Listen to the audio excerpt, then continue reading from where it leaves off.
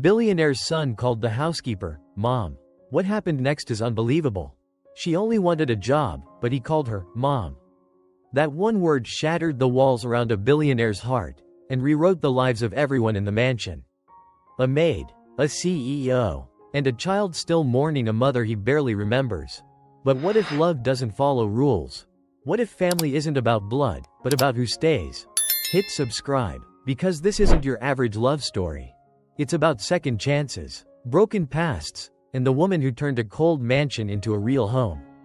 The maid he called Mom. She only wanted a job to survive.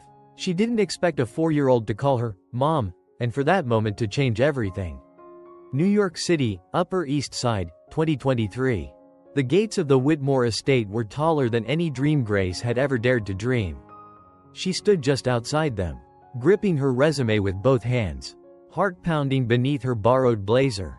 Her shoes pinched, her nerves were louder than the traffic behind her, but her eyes stayed fixed on the mansion behind the wrought iron gates. It wasn't just a job. It was a lifeline. She was 25, a nursing school dropout, no family, no savings. And this was her last shot before eviction. So when the gate finally buzzed open and the intercom voice said, "Ms. Bennett, Mr. Whitmore is expecting you," she took a deep breath and walked into a world that wasn't hers. The Whitmore mansion was the kind of place Grace had only seen on Netflix. Marble floors, endless hallways, a foyer that echoed, a staircase that curved like a sculpture. She didn't belong, she knew that, but still, she followed the butler inside until they reached the main lounge. And that's when she first saw him. Sitting on the floor in Spider-Man pajamas was a small boy, maybe 4 years old, with tousled chestnut hair and the saddest green eyes Grace had ever seen. He looked up from his Legos, studied her for a long moment, then stood, and walked straight into her arms. "Mommy?" he said softly. Grace froze. Time stopped. The butler gasped behind her. And before she could say a word, before she could explain that she was just here to apply for housekeeping, another voice filled the room. "Noah," a man's voice barked. Deep, sharp, commanding. Grace turned toward the voice and saw him. Damian Whitmore, the CEO, the billionaire, the man who built Whitmore Global from the ashes of a family scandal. He looked at her like she'd just stolen something sacred. "Who are you?" he demanded. "And why is my son calling you that?" Grace's voice trembled. I'm just here for the maid position, sir." The room went completely silent. Noah clung to her legs, burying his face in her coat. And for the first time in years, Damian Whitmore looked genuinely lost. That was the day Grace Bennett's life changed forever. What started as an awkward case of mistaken identity soon unraveled into something far more complicated. A child who saw something in her no one else had. A man who didn't know how to let people close. And a woman who had every reason to run, but stayed. Because of a name. Because of a hug. Because sometimes, family isn't what you're born into. It's what finds you, in the most unexpected moment. Over the next few days, Damian should have dismissed her. Should have replaced her. But Noah wouldn't stop asking for her. Refused to eat without her. Slept only when she sang. And Grace? She found herself wanting to protect him, not for the paycheck, but because she saw herself in him. Alone, quiet, hopeful in secret. And Damian Whitmore, the cold, untouchable CEO? He started watching her, noticing the way she knelt to nose level, the way she tucked him in at night, the way she challenged Damian's every order without fear. He hated how much he noticed, and how good it felt to come home to laughter again. But nothing stays simple for long. Not when the housekeeper's falling for the boss.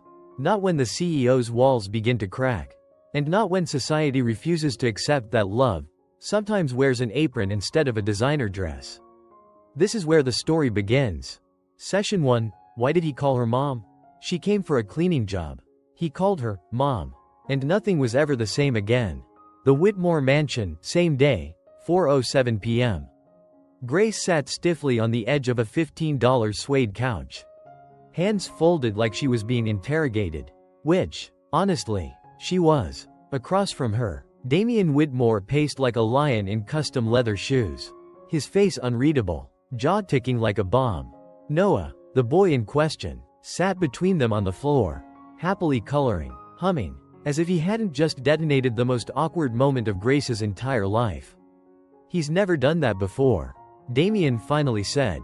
Called someone, mommy. Called anyone anything. Damien snapped. He barely talks. Grace blinked. He seemed fine with me. Damien narrowed his eyes. That's the problem. Earlier that week, his son had failed his preschool assessment for the second time. Therapists used words like developmental trauma and attachment delay. He hated those words. They made him feel like a failure, as a father, as a man. But then this girl walks in off the street with scuffed shoes and a nervous smile. And Noah, his withdrawn, silent son, climbs into her lap like she's home.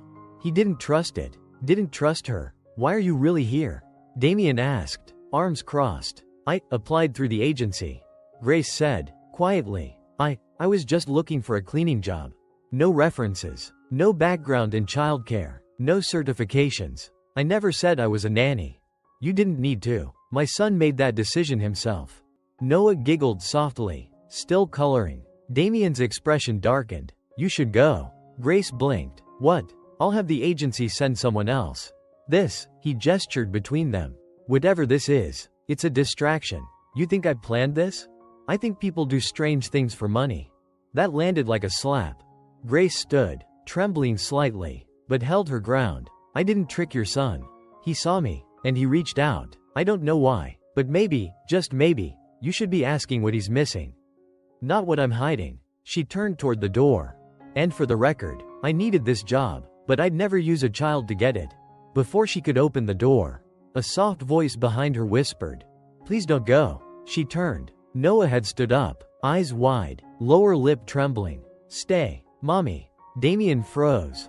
Grace knelt down, heart aching. Sweetheart, I'm not your mommy. Noah looked confused. But you feel like her. That night, Damien reviewed the estate security footage. He watched Grace walk into the foyer for the first time. Watched Noah light up in a way he hadn't in months. Watched the hug, the spontaneous, uncoached affection. It made something ache in his chest. Something he hadn't felt since his wife passed away. And for the first time in years, he didn't know what the right move was. The next morning, 7:12 a.m., Grace awoke to a text from a blocked number. Come back, 1-week trial. You'll be compensated accordingly. Below it, a follow-up, do not call me, sir. She sighed, pulled her hair into a bun, and got dressed. She didn't know what was harder, facing a billionaire who clearly distrusted her, or facing the little boy who thought she was someone she wasn't. When she arrived, Noah ran to the door, grinning. You came back. I promised I would, Grace said, crouching to hug him. He threw his arms around her neck, sighing into her shoulder like a weight had lifted. Damien watched silently from the top of the stairs. He didn't interrupt. That day, Grace wasn't assigned to clean.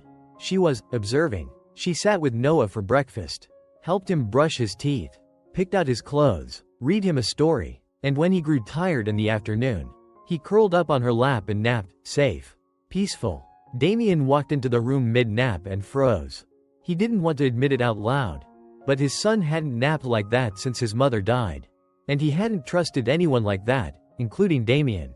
That night, Damien stood in the kitchen, watching Grace stir cocoa on the stove. He listens to you, he said, not quite a compliment. I talk to him like he's a person. She replied, not a project. He frowned. You don't hold back, do you? Do you? They stared at each other. And for the first time, the tension wasn't angry. It was electric. Back in her room that night, Grace curled under a borrowed comforter, replaying Noah's hug, his words, you feel like her. She didn't know what that meant. She only knew she didn't want to leave. Not yet. Maybe not ever. Session 2, you work for me. Not my heart. He paid her to be there, but couldn't pay her to stop making his home feel like one. Whitmore Mansion, Day 4. The house was quieter than usual. Noah had left for preschool with his usual morning clinginess, arms wrapped around Grace. A whispered, love you, mommy. That still made her heart do backflips and her brain scream this is temporary. She wasn't his mom, but try telling that to the way his little hands searched for hers. Or the way Damien Whitmore's eyes lingered a little too long each time she kissed his son's forehead. Grace was wiping down the already spotless kitchen counter when he entered.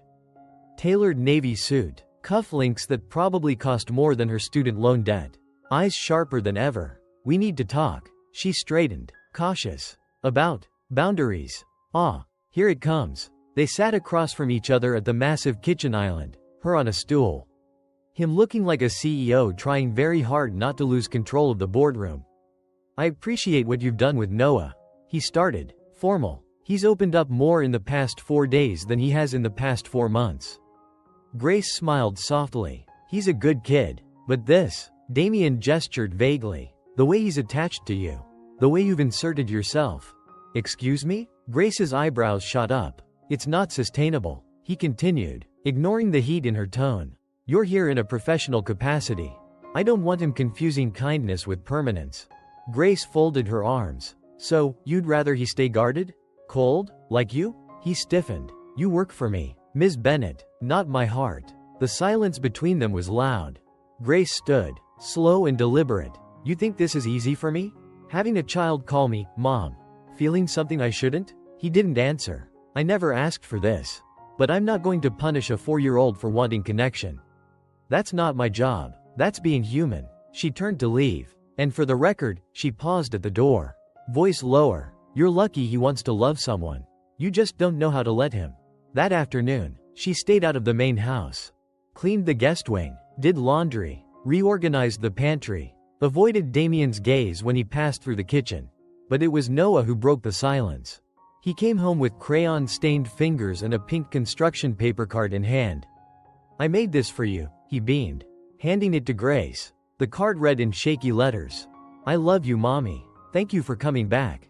There was a heart, a stick figure, a smile. Grace swallowed the lump in her throat. It's beautiful, she whispered, kneeling to hug him. Damien stood in the doorway behind them. Saw the card, saw the way Grace's hands trembled, and said nothing. Later that night, Damien called his sister, a child psychologist. He's calling her, Mom, he confessed. Grace? Yes. It's non-stop. And how is she responding? Gently, but not encouraging it. Then maybe you should stop panicking. That boy lost his mother. He's seeking safety, not replacement. Damien rubbed his forehead. But what if she leaves? He'll break again. Or what if she stays? His sister replied. And he heals. The next morning, Grace found a note on the counter. You're right. I don't know how to let him love. But I'm trying. Stay. As long as you want. D. She stared at it for a full minute. Then tucked it in her pocket. Saturday, family day at Noah's school. It was supposed to be Damien's event to attend. He was on the list. He'd promised. But when Grace arrived to pack Noah's snack, he was on the phone, voice low. Sharp. Push the pitch meeting. No, I don't care. My son comes first. When he walked in an hour later, jacket off, sleeves rolled up, Noah ran to him like he was the son. You came. Wouldn't miss it, Damien said, ruffling his son's hair. And then Noah looked at both of them, Damien in his slacks, Grace in her borrowed dress, and said, loud enough for the whole preschool lobby to hear, this is my mommy and daddy. The room turned. The whispers started. Grace froze. Damien blinked. And then, he smiled. Soft, real, like it didn't matter what the world thought. That night, after Noah was asleep, they stood outside in the garden. Stars above, lights glowing. You handled that well, Grace said. What, the fake family reveal? He teased.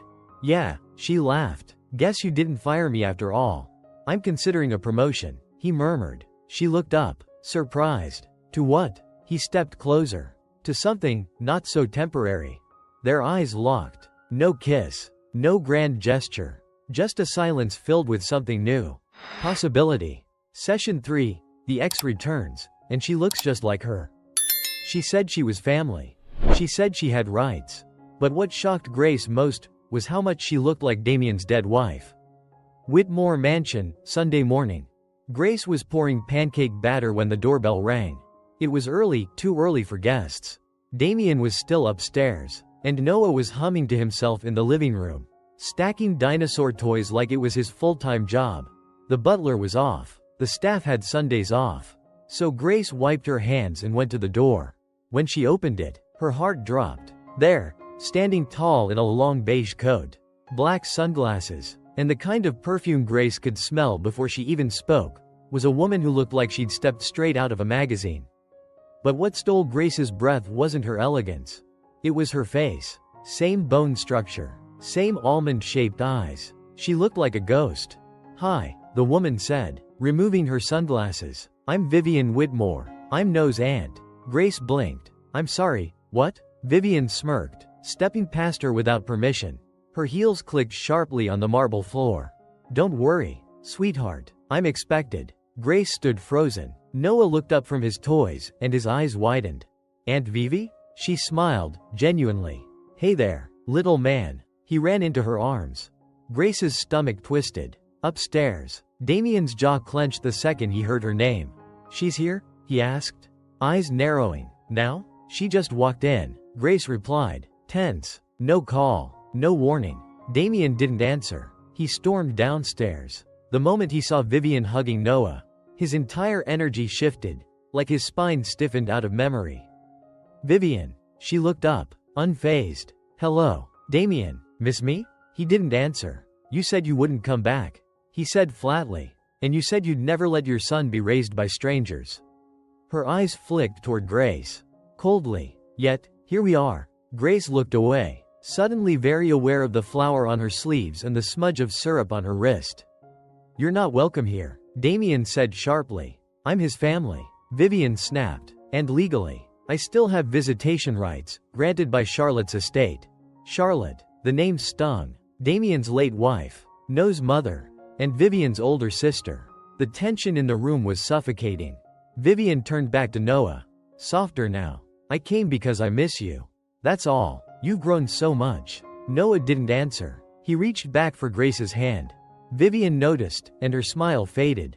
"He's calling you Mom, isn't he?" Grace froze. Damien stepped forward. "That's not your concern." Vivian scoffed. "A maid? Really? You let a maid tuck him in and tell him bedtime stories while your wife's memory fades into candle-scented air?" "She's not just a maid," Damien said, voice tight. "She's earned his trust, something you never did." Grace blinked at that. So did Vivian. "Trust?" Vivian hissed. "You barely know her." "Damien, I know enough," he said quietly. "Then maybe you don't deserve him either." That did it. Damien stepped closer. "If you came to stir up trouble, you can leave. Actually, I came with these." Vivian pulled out an envelope and tossed it on the counter. "Legal documents. Custody review request. Filed this morning." Grace's knees nearly buckled. "You're trying to take Noah?"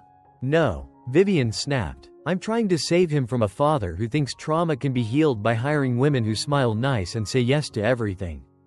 "You don't know me," Grace said. "I know your kind." Vivian spat. "Poor girl. Pretty. Stumbles into a mansion and plays house. It's practically a fairy tale." Noah looked between the adults. Confused. Frightened. "Stop yelling," he whispered. Grace immediately knelt beside him. Hey," she said gently. "You're okay. We're okay." Damien saw that, and his jaw tightened. Vivian saw it too, and her next words were a loaded gun. "He's calling her Mom." Damien, imagine how that'll look in court. Later that day, Grace sat on the back patio, knees pulled to her chest. Damien came out quietly. "I'm sorry," he said. "For her, or for not saying more?" He sat beside her. "Both." She didn't look at him. "She's right, though. I'm nothing. Legally. Emotionally, I'm a placeholder. If she pushes this, I have no ground to stand on." Damien turned to her. "She's wrong about you. Are you sure?" He reached for her hand. "You walked into this house and gave my son something no court order ever could. Peace. But peace isn't custody." "No, but it's love, and I'll fight for both." She looked at him, heart racing. "Even if it means standing against your late wife's sister? Especially if it means standing for my son." Grace tucks Noah in that night. He holds her hand and whispers, "Will you still be here tomorrow?" She smiles, brushing his hair back. "As long as you need me, baby." But outside the door, Vivian is already making moves.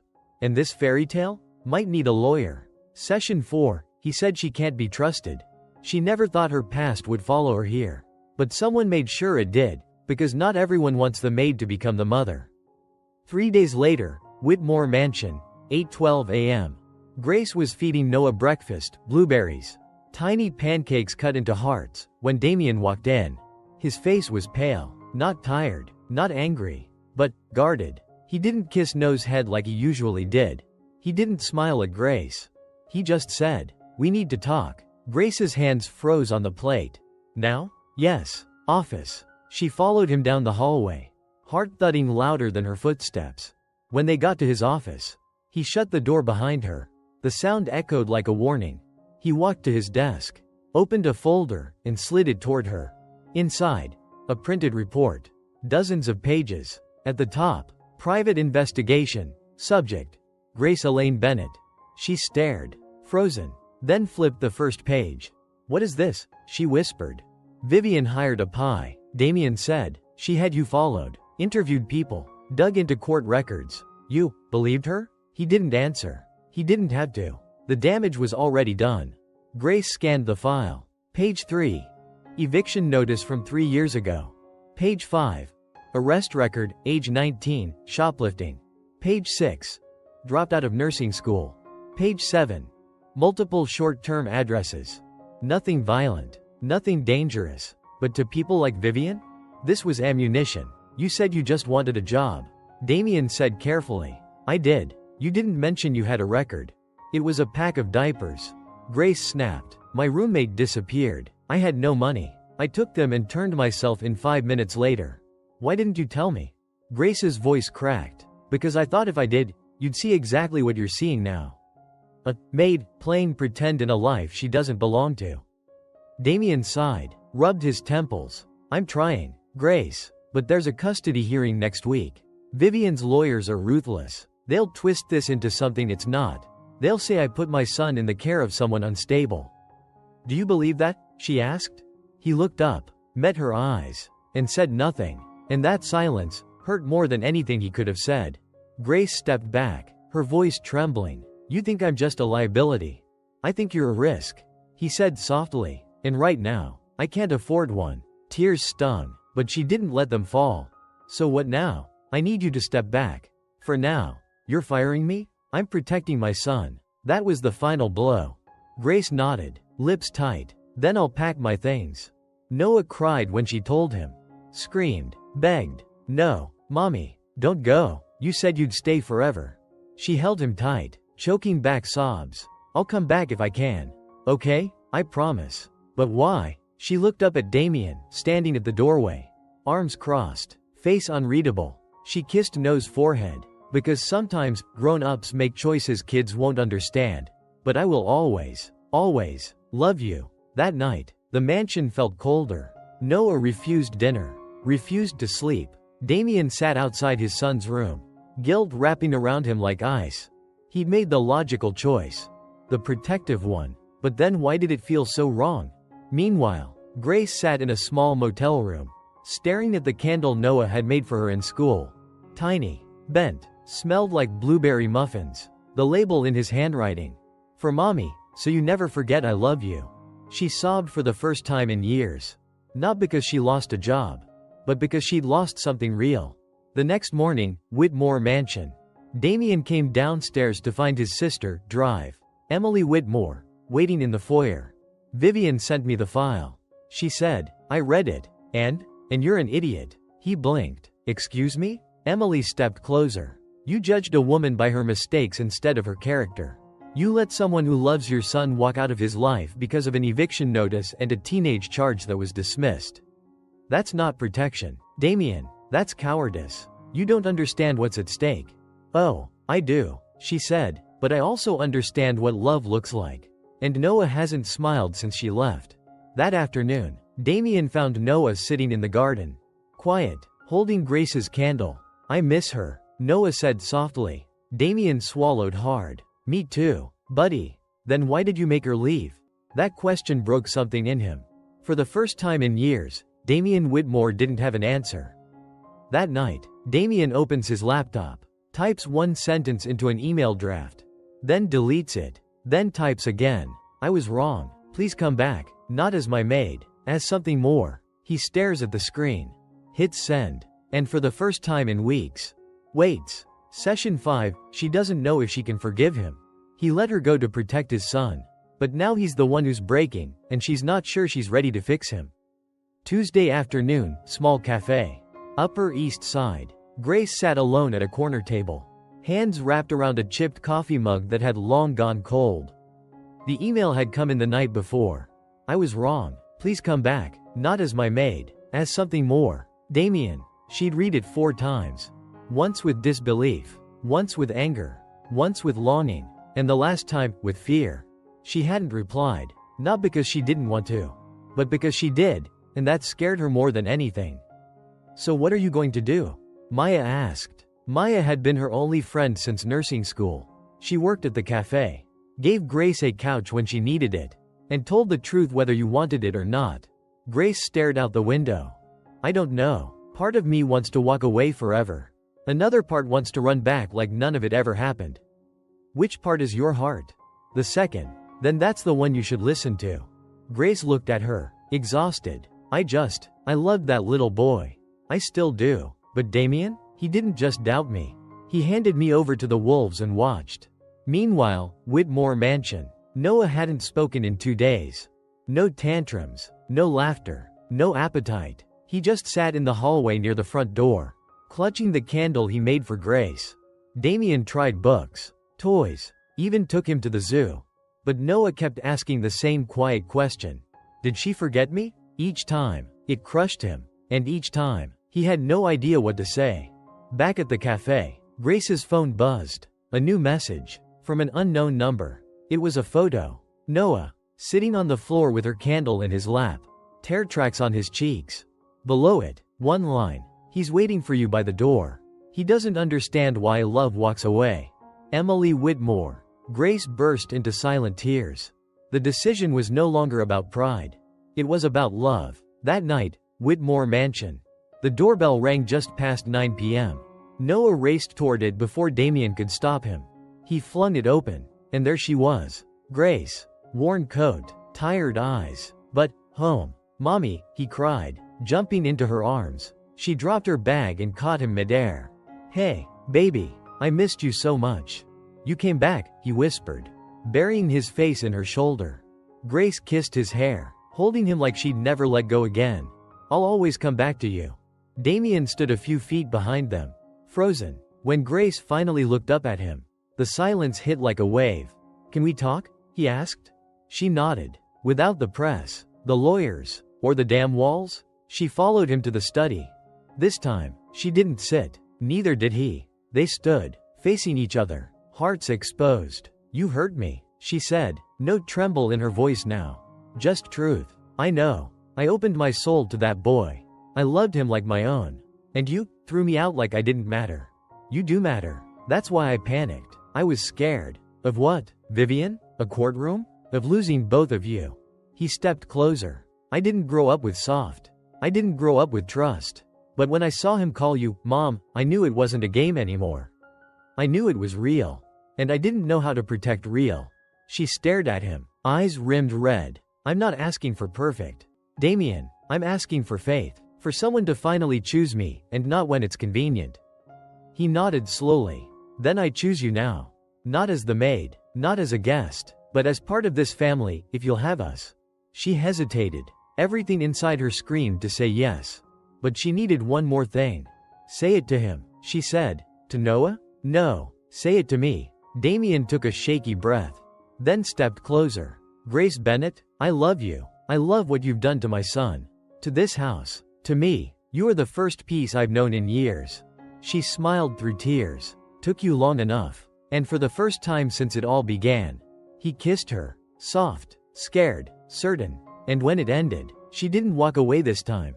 Later that night, as she tucked Noah into bed, he looked up with sleepy eyes. Does this mean you're staying forever? Grace glanced at Damien in the doorway. He nodded. She smiled. Yes, baby. Mommy's not going anywhere. Session 6, Vivian's final move. She lost the first round. But now she's coming for everything. And this time, she's not playing fair. Monday morning, Whitmore Mansion. Sunlight streamed through the high windows of the Whitmore estate. But the tension in the air made it feel like a thunderstorm was about to break loose. Grace was pouring cereal for Noah when Damien walked in.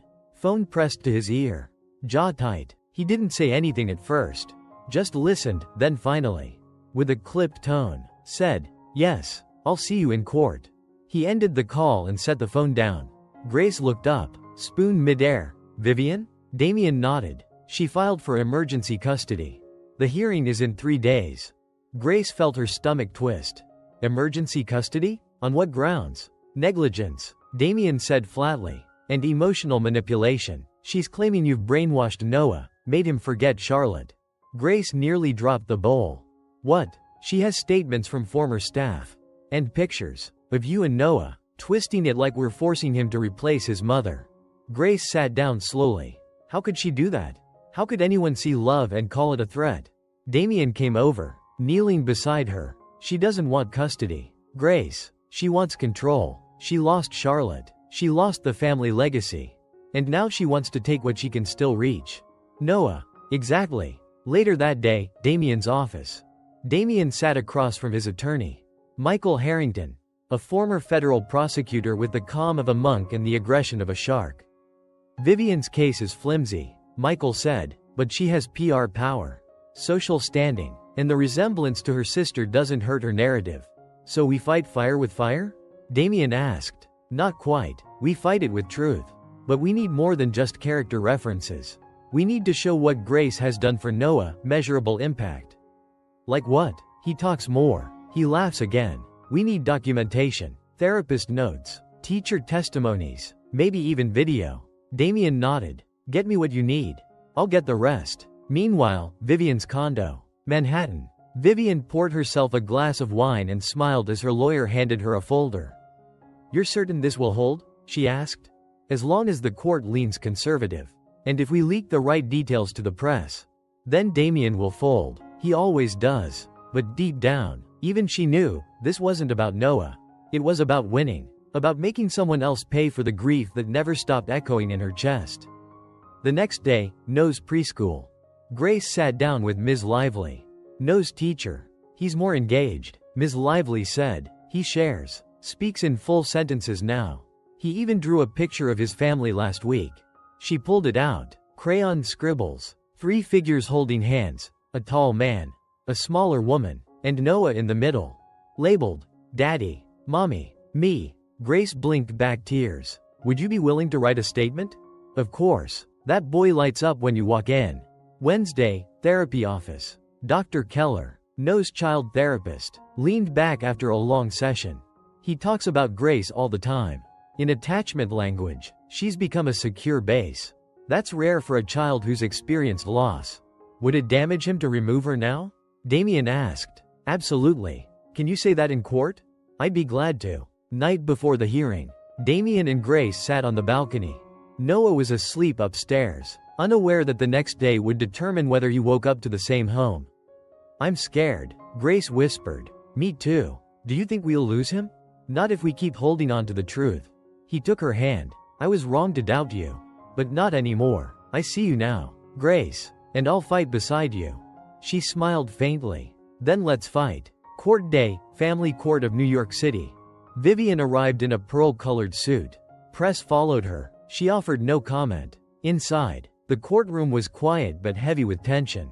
Noah stayed outside with Emily Whitmore. Vivian's lawyer began with venom. This is about what's best for the child, not sentiment. He painted Grace as an opportunist, highlighted her past, read headlines out loud that had been strategically leaked. Maid turned mother. Cinderella or Con? Then Damien took the stand.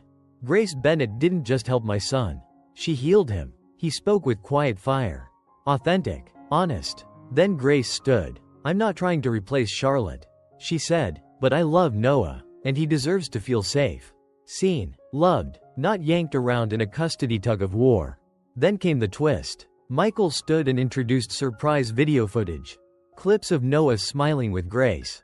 Laughing, reading, saying, Mommy, I love you. A stillness fell across the courtroom. The judge looked up. I've heard enough. After a long pause, custody remains with Mr. Whitmore. Grace Bennett is hereby granted legal status as a temporary guardian pending full review. Court adjourned. Grace exhaled a breath she hadn't realized she'd been holding. Vivian stood up, shaken. For the first time, she had lost. Outside the courthouse, Grace knelt down to hug Noah. We did it, she whispered. Damien pulled them both in. Our family stays together. And in that moment, Grace didn't feel like the maid. She felt like exactly who she was meant to be. Noah's mother, Damien's partner, and her own kind of strong. Session 7. The proposal that wasn't planned. It had been 3 weeks since the court ruling. Grace still hadn't gotten used to how quiet peace could be. No surprise knocks at the door. No courtroom threats. No whisper campaigns from Manhattan socialites who mistook love for social climbing. Just breakfasts with Noah, who now called her Mom without hesitation. Just late nights with Damien, where silence meant comfort, not distance. But today, something felt different. Whitmore Mansion, Saturday morning. Damien was pacing. In the library, in the hallway, even outside by the koi pond. Emily watched him from the patio. Arms crossed, amusement in her eyes. If you keep pacing like that, you're going to burn a path in the marble. Damien ran a hand through his hair. I just want everything to be perfect. It already is. You love her. She loves you. Noah calls her mom. What more do you need? A ring. Emily raised an eyebrow. You're proposing? Today? If I wait for the right moment, it might never come. Downtown Manhattan, Grace and Maya's coffee date. Grace stirred her latte with a distracted hand. Maya smirked across the table. You've been smiling for 25 straight minutes. Is he that good? Or is it just the afterglow of court victory? Grace laughed. It's not that. It's just, everything's calm now. For the first time in years. I'm not surviving. I'm living. And in love? Grace looked down. Yeah, deeply. Maya leaned in. Do you think he'll propose? Grace choked on her coffee. What? No. I mean, eventually? But not now. Girl, the man has been looking at you like he's one blink away from writing you a Shakespearean sonnet. If he doesn't put a ring on it soon, I will. That afternoon, Whitmore Mansion garden. Grace returned to find the house strangely empty. Noah was at a sleepover. The staff had been given the day off. And Damien was nowhere in sight. But there was a note on the entryway table. Back garden. Follow the lights. Heart racing. She followed a path of tiny lanterns that hadn't been there that morning. They weaved through the hedges, past the roses, into the far end of the garden where the willow tree stood tall. And beneath it, a small table for two. Candles, soft music playing, and Damien, in a navy sweater, sleeves rolled up, holding a single white rose. Grace laughed. What is this? Dinner. Under our favorite tree. You hate eating outside. I love you more. Her smile faltered. Because now, looking at him, something clicked. The way he stood, the slight shake in his hand. Damien, what are you doing? Something I should have done the day I watched you walk into my house and change everything. He reached into his pocket, pulled out a box, but just as he got down on one knee, sprinklers. They went off like fireworks. Grace screamed. Damien stumbled. The box flew from his hand into a puddle. He scrambled to pick it up, soaked to the bone. Grace was laughing so hard she could barely breathe. Romantic, he muttered, holding up the soggy box. You were saying something? Damien stood, dripping. Grace Bennett, you are chaos and calm. Light and grounding. You walked into my life when I didn't believe in anything anymore, and you brought me back to myself. He opened the box. Inside, somehow untouched, a stunning sapphire ring, encircled by diamonds. Marry me, be my partner, my family, my forever. Grace was crying now, wet from sprinklers, laughing, glowing. Yes, even if you propose in the middle of a water fight. He kissed her, the kind of kiss that doesn't need fireworks because the person is the explosion. Later that night, in dry clothes, wrapped in blankets, sipping wine on the patio, Grace whispered, I never thought I'd have this. Not just love, but safety, a home. Damien kissed her temple. You built it with me. You belong here. Do you think Noah will be okay with it? He's been calling you, Mommy Grace, in his dreams. I think you'll survive. In her bedroom, Grace placed the ring box next to the candle Noah made. One said forever, the other said remember me. She had both now, not because she fought for them, but because she loved hard enough to deserve them. Session 8, The Ghost of Charlotte. It started with a box. A plain, dusty box found in the attic of the Whitmore estate. Grace hadn't gone up there with any particular purpose. She'd been looking for extra blankets. What she found instead was a memory sealed in cardboard. Whitmore Mansion, attic, early morning. The attic was quiet, lit only by one small skylight that cast a golden shaft onto forgotten trunks and covered furniture. Grace coughed at the dust as she moved aside a stack of old winter coats and uncovered the box. On the side, written in neat handwriting, Charlotte's Things 2014 to 2016. She froze. Her hand hovered over the lid, then slowly opened it. Inside, scarves, books, a perfume bottle, a photo album, and at the bottom, a flash drive. She stared at it for a long moment before taking it downstairs. Library. Later that morning, Damien was feeding Noah breakfast when Grace appeared, holding the flash drive like it was a live wire.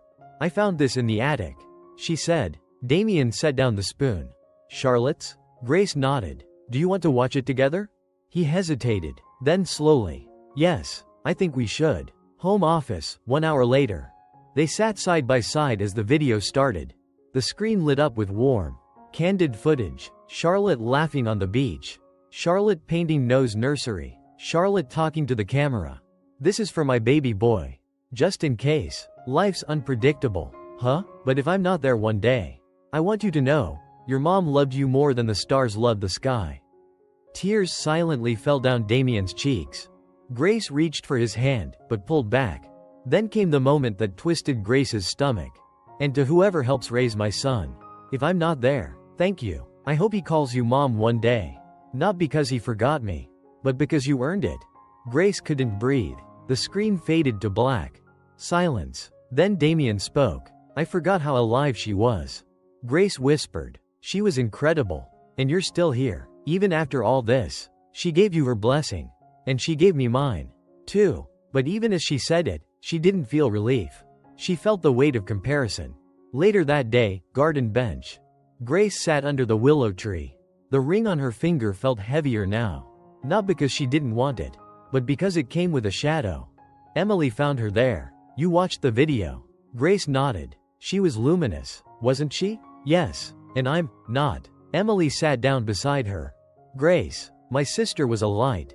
But so are you. Just a different kind." Charlotte danced through life. "You walk through storms and make others believe the sun is still out there.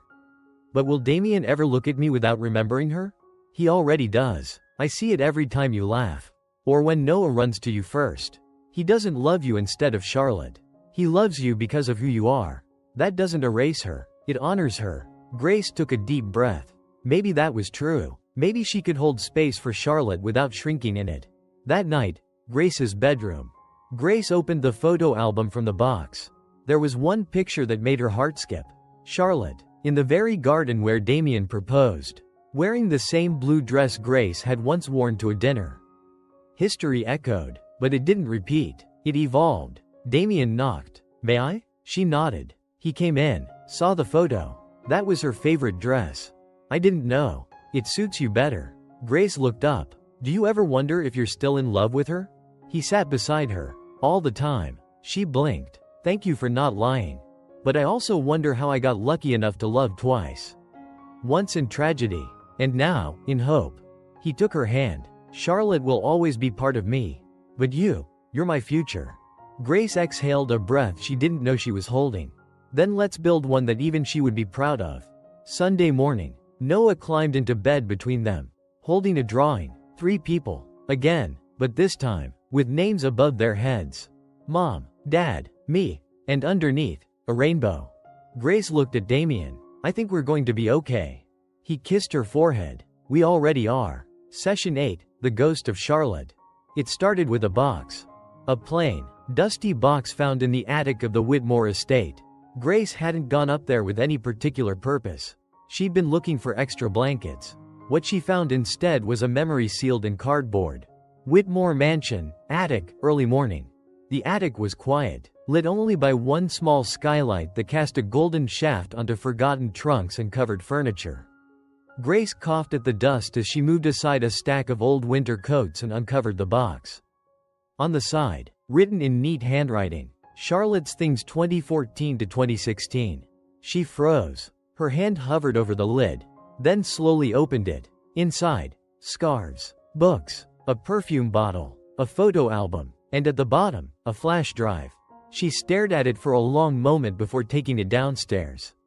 Library. Later that morning, Damien was feeding Noah breakfast when Grace appeared, holding the flash drive like it was a live wire. I found this in the attic, she said. Damien set down the spoon.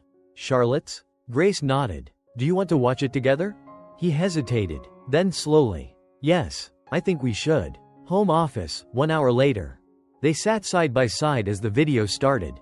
The screen lit up with warm, candid footage. Charlotte laughing on the beach. Charlotte painting Noah's nursery. Charlotte talking to the camera. This is for my baby boy. Just in case. Life's unpredictable. Huh? But if I'm not there one day, I want you to know, your mom loved you more than the stars loved the sky. Tears silently fell down Damien's cheeks. Grace reached for his hand, but pulled back. Then came the moment that twisted Grace's stomach. And to whoever helps raise my son, if I'm not there, thank you. I hope he calls you mom one day. Not because he forgot me, but because you earned it. Grace couldn't breathe. The screen faded to black. Silence. Then Damien spoke. I forgot how alive she was. Grace whispered. She was incredible. And you're still here, even after all this. She gave you her blessing. And she gave me mine, too. But even as she said it, she didn't feel relief. She felt the weight of comparison. Later that day, garden bench. Grace sat under the willow tree. The ring on her finger felt heavier now. Not because she didn't want it, but because it came with a shadow. Emily found her there. You watched the video. Grace nodded. She was luminous, wasn't she? Yes. And I'm not. Emily sat down beside her. Grace, my sister was a light.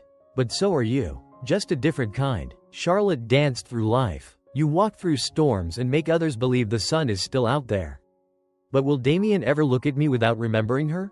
He already does. I see it every time you laugh. Or when Noah runs to you first. He doesn't love you instead of Charlotte.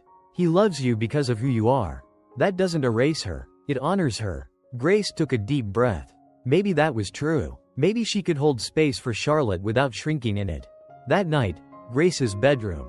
Grace opened the photo album from the box. There was one picture that made her heart skip. Charlotte, in the very garden where Damien proposed, wearing the same blue dress Grace had once worn to a dinner. History echoed, but it didn't repeat. It evolved. Damien knocked. May I? She nodded. He came in, saw the photo. That was her favorite dress. I didn't know. It suits you better. Grace looked up. Do you ever wonder if you're still in love with her? He sat beside her. All the time. She blinked. Thank you for not lying. But I also wonder how I got lucky enough to love twice. Once in tragedy, and now, in hope. He took her hand. Charlotte will always be part of me. But you're my future. Grace exhaled a breath she didn't know she was holding. Then let's build one that even she would be proud of. Sunday morning. Noah climbed into bed between them, holding a drawing. 3 people. Again, but this time, with names above their heads. Mom, Dad, me, and underneath, a rainbow.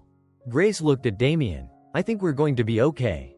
He kissed her forehead. We already are. Session 10, the wedding that was never about the dress. She walked toward him in a borrowed gown. But what nearly tore them apart wasn't what she wore. It was who showed up. The Whitmore estate, wedding morning. It was supposed to rain. Forecast said so all week.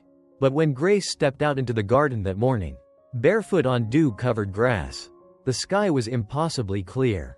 Warm sunlight blanketed rows of white chairs, draped with ivy and blush roses. Candles lined the stone pathway. String quartet rehearsed in the far corner. It was too perfect. Which, Grace had learned, usually meant something was coming. She pulled her robe tighter and tried to quiet her thoughts. But they were louder than ever. What if you're not enough? What if she still haunts him? What if people only see the maid in you, not the mother? Not the woman? And worst of all, what if he changes his mind? Inside, Damien adjusted his cufflinks in the mirror. No tie, just an open collar and a silver watch Grace had given him on his last birthday. Noah stood beside him, beaming in a tiny 3-piece suit, holding a sign that read, "Here comes Mommy." And finally, "She's ours." Damien knelt down. You ready, little man? Noah nodded. Do you think she's ready? Damien smiled. She was born ready. She just didn't know it yet. The guests began to arrive. Emily Whitmore, Maya, staff from the Collins Foundation, even Daniel, the young car salesman who once gave Grace a chance. They all took their seats, chatting softly, waiting. The officiant checked his watch. And then, a hush fell, because Grace stepped into the aisle. No veil, no diamonds, just a satin gown borrowed from a friend, hair in loose curls, and eyes that had seen too much, but still chose to believe in love. Damien didn't blink, because if he did, he might miss the moment she became real. Not the woman he imagined, but the woman he'd waited for. Halfway through the vows, the twist arrived. A commotion near the back. A woman's voice, sharp, echoing. Grace turned mid-sentence. So did Damien, and standing at the edge of the ceremony, in an oversized hat and a suit 2 decades out of date, was Mrs. Edith Whitmore, Damien's mother, Charlotte's mother-in-law, Noah's grandmother. Grace had never met her. She was estranged, hadn't spoken to Damien since Charlotte's funeral. And now here she was, uninvited, on the most sacred day of their lives. "What are you doing here?" Damien asked tightly. "You're making a mistake," Edith said, stepping forward. "Marrying a woman who isn't one of us. Replacing your wife like a suit. And putting that child in the hands of someone who scrubbed your floors." Gasps, murmurs, eyes on Grace. But she stood tall, didn't flinch. "I'm sorry," Grace said softly, "but this day isn't about you." Edith laughed bitterly. "Oh, but it is, because I knew Charlotte. I raised her, and she would never." Damien raised a hand. Don't speak for her. She was my daughter-in-law. She was my wife," he snapped, voice breaking. "And yes, she died. And for 2 years, you blamed me, walked out on your grandson, left us with silence. Now you show up with judgment like it's some kind of gift?"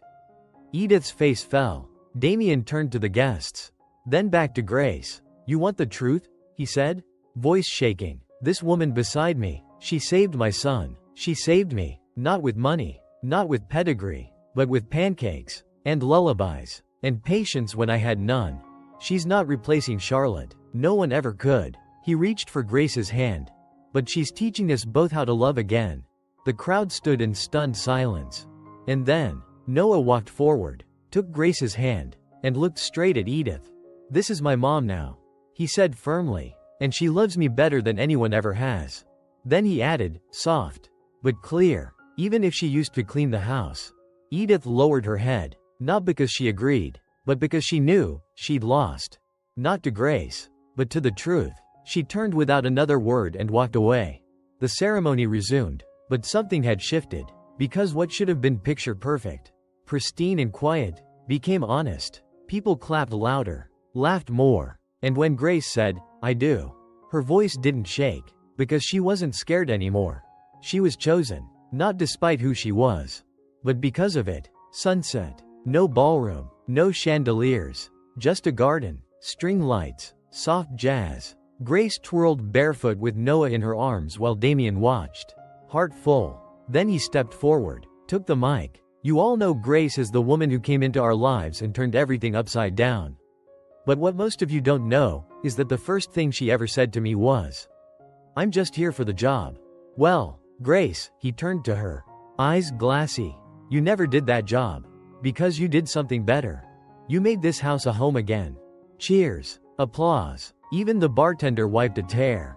Later that night, as the last guest left, Grace sat alone by the fountain. Damien walked up, 2 glasses of champagne in hand. "Tired?" he asked. "Relieved," she said, "and maybe a little sad."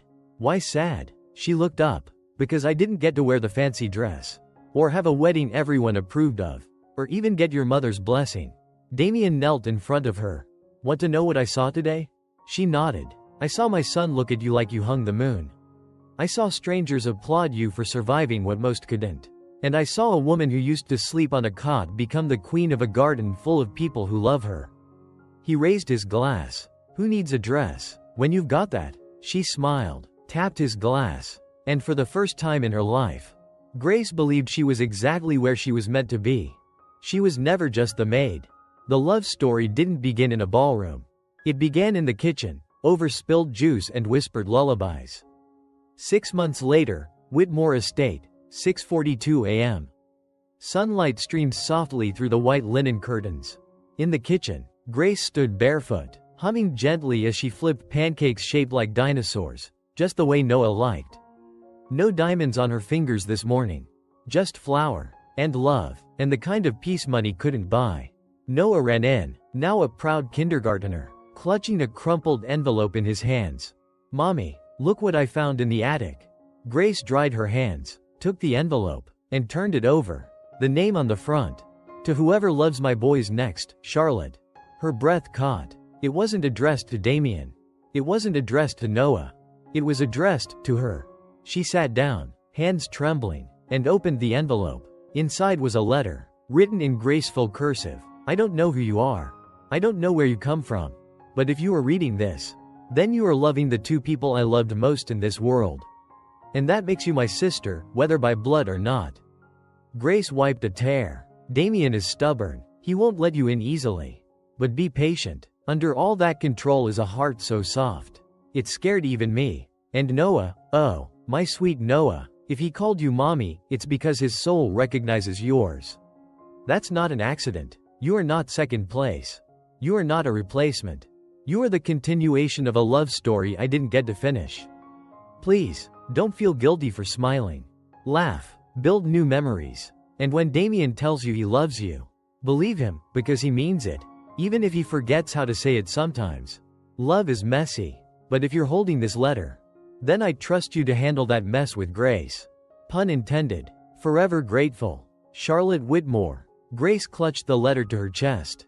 Heart bursting. That night, back garden. Damien joined her under the stars. She handed him the letter. Said nothing. He read it in silence. Then, voice cracked. "I forgot this existed. It found me when I needed it most." She said, "She would have loved you." He whispered, "Maybe she already does." Grace replied, gently resting her head on his shoulder. Inside, Noah drew with crayons at the kitchen table. 3 figures. One tall, one with long hair, one tiny with a dinosaur shirt. Over their heads, my family. Below it, mom plus dad plus me. She came into their lives with nothing but a suitcase and a quiet heart. And yet, she filled every room with something no one else could bring back: hope. Not because she was perfect, but because she stayed. And in a world that often walks away, staying is everything. The end. She wasn't the maid. She was the miracle they didn't know they were waiting for. Thank you for watching today's CEO Love Stories. Every love story is a journey. One filled with passion, ambition, sacrifice, and unforgettable moments. Here at CEO Love Stories, we bring you the most compelling tales where power, success, and love collide. If you enjoyed this story, don't forget, like to support more incredible content. Comment your thoughts. Can love overcome power and ambition? Subscribe and turn on notifications, so you never miss our next breathtaking romance. CEO Love Stories, where love and power collide. Because love isn't just a feeling, it's a choice. See you in the next story.